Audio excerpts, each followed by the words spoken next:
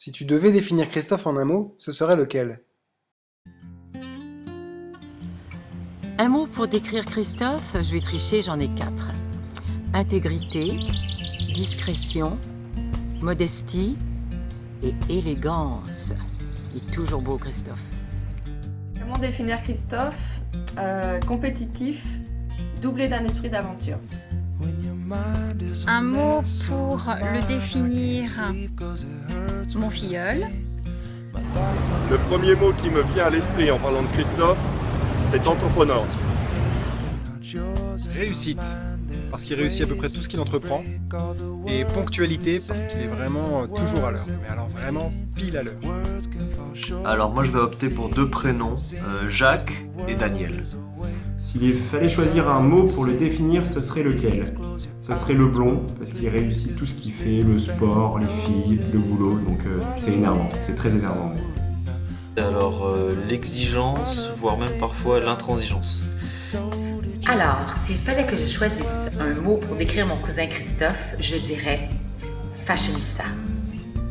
Alors j'hésite entre cascadeur et philosophe. Ouais, mais tu capotes, c'est un philosophe la bûche.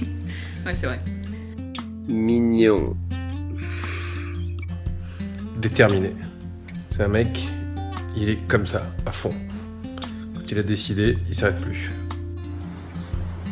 Un mot pour te décrire, Christophe, tu es entrepreneur. T'as toujours une petite idée de business derrière la tête. Un mot pour définir Christophe? Haribo. Christophe, je savais que tu étais très famille. Tu es venu de Thaïlande pour le mariage de Coralie et Jean-François. Tu étais à Chicago, tu as fait un crochet à Montréal pour venir nous voir. Mais le comble de ton esprit de famille, c'est que le lendemain de ton mariage civil, tu allais gratter, récurer la tombe de ton arrière-grand-mère que tu n'as jamais connue. Alors bravo, bravo Christophe. Alors s'il fallait du coup dire un mot pour décrire Christophe, ce serait je pense le mot champion, tout simplement. Ou légende. Enfin déjà champion c'est déjà pas mal. Quel est le surnom de Christophe? Le surnom qu'on donne à Christophe, moi c'est Monkey Toff. Moi c'est Lapin pour mes 2 fils et Toff pour Christophe. Son père, c'était Vava. Lui, je pense que c'est Tiki. Un surnom pour Christophe, beau gosse. Alors Christophe il a eu beaucoup de surnoms, La Bûche, Chuck Norris, mais les filles d'Accenture le surnommaient le Body. Quel est le surnom de la bûche? Je crois qu'on l'appelle Christophe Logel en général. Quel est le surnom de la bûche? Je crois que ses parents l'ont appelé Christophe. Bon Anis, quel est le surnom de Christophe? À la poutre. Ah non, c'est la bûche. Quel est le surnom de Christophe? Je comprends pas parce que je croyais que Christophe c'était son surnom en fait. Parce qu'il s'appelle La Bûche. Et son surnom c'est Christophe. Pas ça? La bûche. Ça m'a d'ailleurs valu de me faire appeler la bûchette, le petit frère de la bûche. Alors bon, on va pas être très original, mais il y a la bûche. Il y a la chum. Et il y a aussi la Banco del Tronco. La bûche. Le surnom de Christophe, la bûche. Ah non, peut-être à Accenture c'était mon roudoudou, je crois. La Bûche, croyez-moi, ça n'a rien à voir avec son attribut viril. Moi j'ai connu ce mec, tout le monde l'appelait la bûche. J'ai fait son EVJF, tout le monde l'appelle la biche. Allez la bûche! Allez la bûche! Allez la bûche! Allez la bûche! Quelle est l'anecdote qui te vient à l'esprit en pensant à Christophe? Perpendiculaire. Et les scooters. Loupère. J'ai beaucoup de souvenirs, souvent éthyliques d'ailleurs. Un qui me vient en tête, ça doit être New York, et les photos avec des gros américains, des pimps dans le métro et des Chinois qui dorment. Un très bon souvenir, c'est lorsque Christophe est venu me voir à Bangkok. il y a quelques années, quand il travaillait à Rayon. Bon, on va dire qu'on est à Bangkok, dans la piscine dans laquelle on pouvait nager ensemble. Ah non, j'en ai jamais fait de projet ensemble à Bangkok, mais bon. Maintenant c'est moi, donc j'ai une anecdote personnelle, c'est quand je ramène Christophe au train ou à l'avion, particulièrement au train après ses séjours à Tourette. Donc il prend sa douche, il va courir, il téléphone et on part toujours en retard. Une fois en particulier, on est arrivé au bord de mer en retard et on s'est fait doubler par le TGV. Du coup, feu rouge crié, ligne jaune, ligne blanche maintenant dépassée. Et on est arrivé juste avant le train à la gare d'Antibes et il a pu pas rendre son train. Je me souviens des 3 semaines qu'on a passées ensemble dans une prison turque. T'as dit que tu me rappelais et tu l'as jamais fait. Quel est le souvenir de toi avec Christophe qui te vient à l'esprit? En ce moment, quand je pense à Chris, je me rappelle de la première plaque de verglas qu'on a rencontrée en montant à Lausanne en vélo. Il s'est allé mais comme une merde. Une anecdote dont je me souviens, c'est quand Bruno et Christophe sont venus au Canada. Bruno avait 2 ans, je crois, et Christophe devait avoir 5 ans. Et on avait passé l'Halloween, donc on cognait aux portes pour récolter des bonbons. Et moi, j'étais un peu plus vieux, donc je courais plus vite et Christophe et Bruno, ils n'arrivaient pas à suivre. Alors Christophe, je suis fier d'avoir contribué à tes jambes de marathonien aujourd'hui.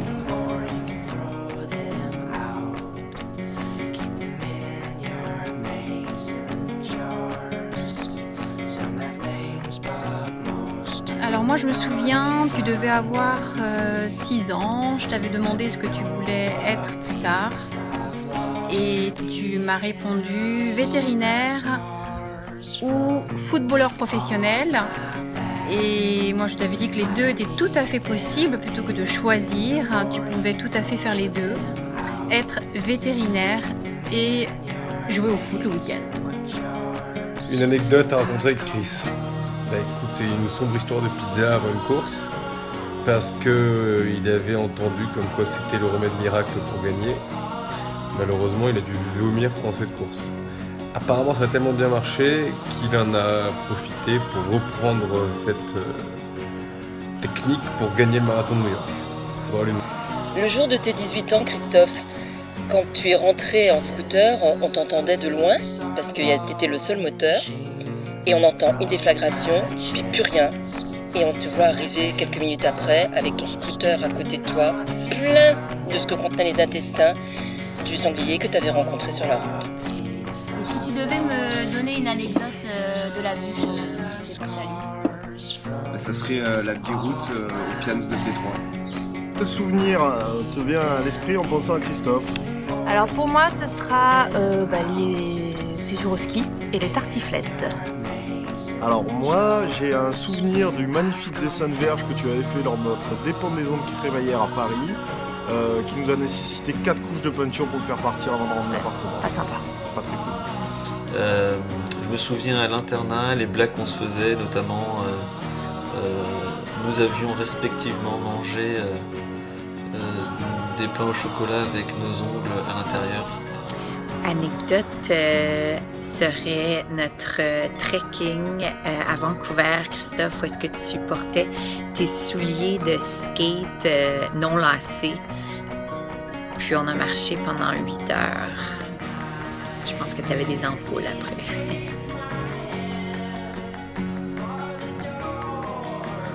Oh, quand je t'ai battu au marathon de New York. L'autre anecdote, c'est le marathon de Christophe à New York. Bruno et Céline étaient là avec Nathalie. Et nous partons au point de rencontre pour voir Christophe. Christophe, lui, était parti comme d'habitude n'importe comment et il a loupé son sas de départ. Donc il est resté avec le sas suivant, puisque le sas suivant était moins fort en chronomètre. Donc Christophe est parti avec le sas suivant.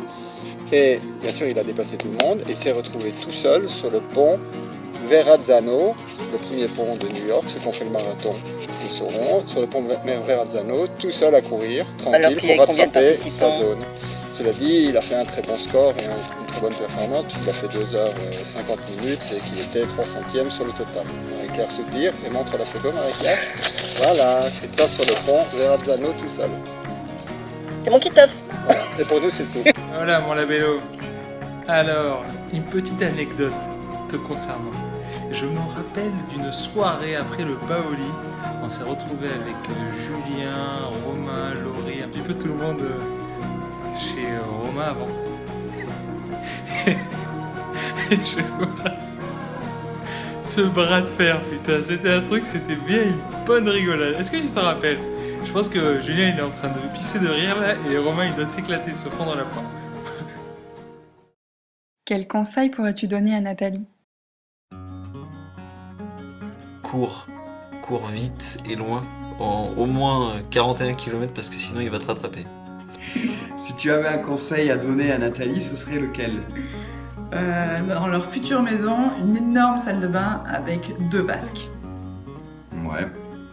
Alors Nathalie, un très bon conseil, toujours avoir une pomme à portée de main et n'hésite pas à la saupoudrer de Lexomil parce qu'il est très souvent insupportable. Leur conseil à donner à Nathalie, je dirais beaucoup d'amour. Non, beaucoup d'humour. Ça rend un couple fort. Un conseil à donner à Nathalie, surtout qu'elle fasse bien attention à pas perdre ses petits produits de beauté, à pas les confondre avec ceux de Christophe. Parce qu'on sait jamais, tellement, faut hésiter. Et si t'avais un conseil à donner à Nathalie, ce serait quoi? Franchement, d'habiter dans le sud. Nat, préserve-le de ses amis de Marseille. Préserve-le parce que c'est vraiment des tarés. Conseil de pro provenant d'une femme expérimentée à la matière sur comment faire fonctionner un mariage qui dure. Alors, premièrement, voir ça comme des rosiers. Les supporter, les écouter, leur dire qu'elles sont belles, mais surtout les arroser d'un amour quotidien. Voilà! Il faut que vous donniez des câlins. Mangez des crêpes. Mignon. Que peux-tu souhaiter à Christophe et Nathalie pour l'avenir? Christophe et Nathalie, nous vous souhaitons bon vent, bonne mer et beaucoup de bonheur. Alors on vous souhaite de bien profiter du Sud. Et puis si un jour vous en avez marre de la grisaille marseillaise, sachez que vous serez toujours les bienvenus pour profiter du beau ciel bleu nantais. On vous souhaite aussi une belle et longue route ensemble et on compte sur vous pour nous aider à agrandir la famille. Alors Christophe et Nathalie, ce que je vous souhaite, c'est tout le bonheur du monde. Et une vie dense, riche, pleine de belles aventures, de projets communs réalisés avec succès. Enfin bref, une vie parfaite quoi. Qu'est-ce que je leur souhaite pour l'avenir? Je leur souhaite un bébé avec l'accent. Tu vois, un petit bébé du Sud. Qu'est-ce qu'on peut vous souhaiter? Du bonheur, du De soleil. l'amour. Et puis éventuellement, une nouvelle décoration. Voilà, de ce style-là, avec ça là. Comme ça. Si je dois leur souhaiter quelque chose pour l'avenir, donc une grande maison avec une grande piscine, une chambre d'amis pour qu'on puisse descendre vous voir tous les week-ends. Et dans ce qu'on leur souhaite aux jeunes mariés, c'est qu'ils aiment bien faire le trajet de Aix à Tourette pour venir nous voir le plus souvent possible. Christophe et Nathalie, Christophe, achète-toi une compagnie et puis prends comme Nathalie comme partenaire pour s'occuper des ventes. Vous avez une meilleure team ensemble, tous les deux. Allez, go! Que peux-tu leur souhaiter pour l'avenir? Je pense que de ne pas vivre pour travailler, mais de travailler pour vivre, de préférence au soleil, et de préférence avec plein de petits marmots qui courent partout et qui vomissent sur Christophe. En termes de conseils, de souhaits, de vœux de bonheur, ce serait de rester tel que vous êtes. Merveilleux, amoureux, tendre, sympathique. Mais surtout de faire un troisième, une bichounette, une petite biche, quoi, une petite bûche. Je sais plus comment on t'appelle du coup. Mais surtout de rester ensemble. C'est trop. Bisous. Et qu'est-ce qu'on peut leur souhaiter pour l'avenir? De bien aller se faire encadrer. Bon, on n'a pas retrouvé la carpe qui court, ni les oreilles lumineuses. Bon, du coup, on s'est trouvé une manière simple pour vous dire qu'on vous aime, restez comme vous êtes, déjantés, et surtout, on vous souhaite beaucoup de bonheur et d'amour. Bisous. Bisous. Les parents de Christophe, toujours c'était un exemple de famille unie, donc je souhaite à Christophe et Nathalie de pouvoir fonder une famille aussi unie et heureuse que ce que les parents de Christophe ont réussi. Voilà. Alors, qu'est-ce qu'on pourrait leur souhaiter pour leur avenir?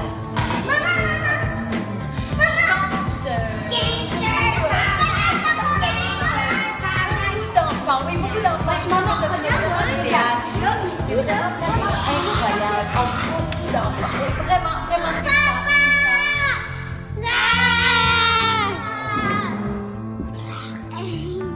Alors, Nathalie et Christophe, maintenant qu'on n'est plus au calme, là, c'est un peu plus sérieux.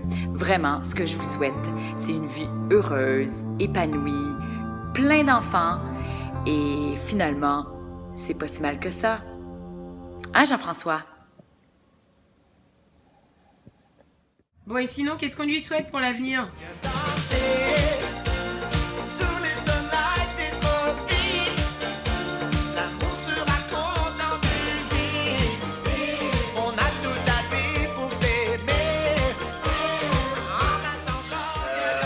Ce que je souhaite pour l'avenir, alors pour l'avenir, je vous souhaite énormément de bonheur.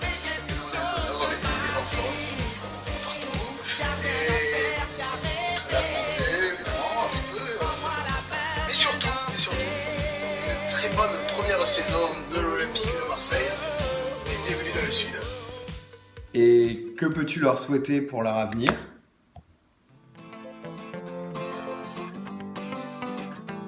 On vous souhaite tout le bonheur du monde et que quelqu'un vous tende la main, que votre chemin évite les bombes, qu'il mène vers de calmes jardins.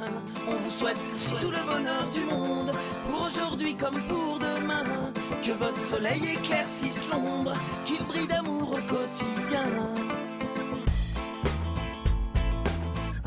Puisque l'avenir vous appartient, puisqu'on ne contrôle pas votre destin, que votre envol est pour demain.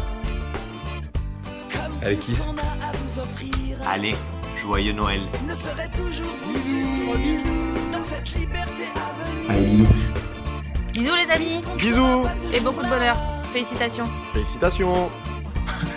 Ouais, je te souhaite tout le bonheur du monde avec Madame Logène. Et je t'embrasse très fort. Bisous. À tout à l'heure. Pas tout de suite, je suis pas loin. On vous souhaite tout le